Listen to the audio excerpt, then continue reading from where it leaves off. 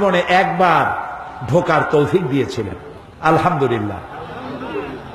আমার চোখের সামনে অনেক রাজা বাদশা আমার চোখের সামনে ঢুকছে, জীবনে বহুবার আল্লাহ নিয়েছেন।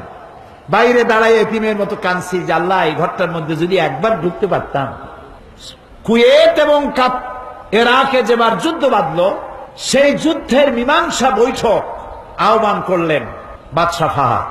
তাতে পৃথিবী থেকে 400 মেহমানদেরকে দাওয়াত দিলেন মীমাংসা বৈঠকে। কেমনে কেমনে আমার মতো একটা ভাঙ্গাছেড়া মানুষও দাওয়াত পাইল। আমি তখন যখন প্লেনে উঠেছি, তখন আমার মনের মধ্যে একটা চিন্তা হলো, সারা জীবন যে আশাটা করতেছিলাম আল্লাহ যদি এইবার এটা পুরো করতেন। আমাদেরকে হোটেলে নিয়ে জায়গা দেওয়া হলো। এশার নামাজের পর একটা ব্রিফ কেস দিল সমস্ত মেহমানদেরকে। ব্রিফ কেসের ভিতরে কাবা শরীফের গেলাপ পাইলাম, আতর পাইলাম, জায়নামাজ পাইলাম, আর পেলাম অনুষ্ঠান সূচি। অনুষ্ঠান সূচিতে লেখা 3 দিনের সমাপনী দিবস, 3 দিন কনফারেন্সের শেষ দিন, ওটা বৃহস্পতিবার দিবাগত রাত। শুক্রবার সকাল 7:30টায় মেহমানদের জন্য কাবা শরীফের দরজা খুলে দেওয়া হবে। আমি তো পড়িয়া আমার চোখে তখন পানি এসে গেছে। বৃহস্পতিবার রাত্রে সকালের অপেক্ষার করিনি, গোসল করে নতুন কাপড় চোপড় পরে সারা রাত তাওয়াফ করেছি, নামাজ পড়েছি, সকালের অপেক্ষা করেছি। ফজরের নামাজের পরই আর্মি এসে ঘিরে ফেলেছে কাবা শরীফ। যারা ভেতরে তাওয়াফ করতেছিল তারা বেরিয়ে গেল। মাতাফের কিছু জায়গা তারা আটকে ফেললো, বাইরের থেকে তাওয়াফ হবে। কাবা শরীফের পাশটা খালি। প্লেনে ওঠার মতো বিরাট সিঁড়ি এসে হাজির হয়ে গেল। আমি তো সারা রাত থেকে তৈরি, আমার চিন্তা আমি আগে উঠব, কিন্তু পারলাম না। তৎকালীন আজাদ কাশ্মীরের প্রেসিডেন্ট সর্দার আব্দুল কাইয়ুম উঠে পড়লেন আগে।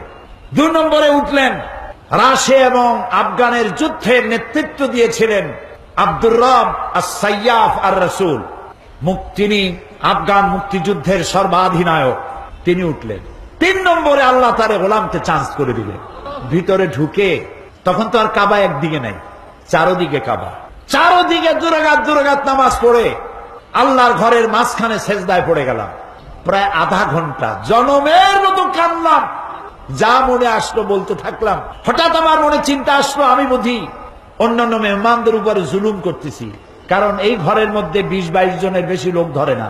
তো আমরা যত দেরি করব তাদের উঠতে তত দেরি হবে। তাড়াতাড়ি উঠলাম। আমি দাঁড়িয়ে দেখি আমার পাশে দাঁড়ানো রাজশাহী বিশ্ববিদ্যালয়ের প্রাক্তন ভাইস চ্যান্সেলর মরহুম ডক্টর এম এ বারী।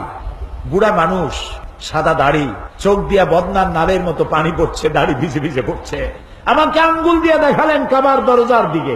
আমার চোখ গিয়ে পড়লো কাবার দরজার উপরে, যেখানে উনি আঙ্গুল দিয়ে দেখালেন সেখানে লেখা আছে ওয়াকাল রাব্বুকুম উদউনি আস্তাজিব লাকুম। তোমার রব তোমাকে বলছে আমারে ডাকো, আমি ডাকের সাড়া দেব। আমি আবারও কাঁদলাম, আল্লাহ আমার কাম আমি করছি, এবার জবাব দেওয়ার মালিক তো তুমি। আল্লাহুম্মা লা তারুদ্দানা খাইবিন।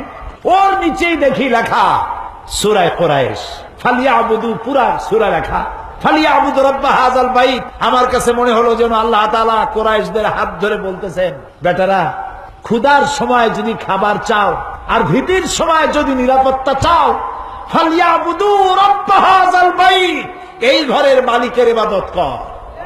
কোন ঘর? বাইতুল্লাহ।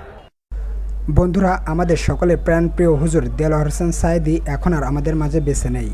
তো চলুন আমরা সকলে তার জন্য একটু প্রাণ খুলে দোয়া করি। হে আল্লাহ, আমাদের সকলের প্রাণপ্রিয় হুজুর দেলোয়ার হোসেন সাঈদীর কবরটাকে জান্নাতে পরিণত করে দিন, আমিন।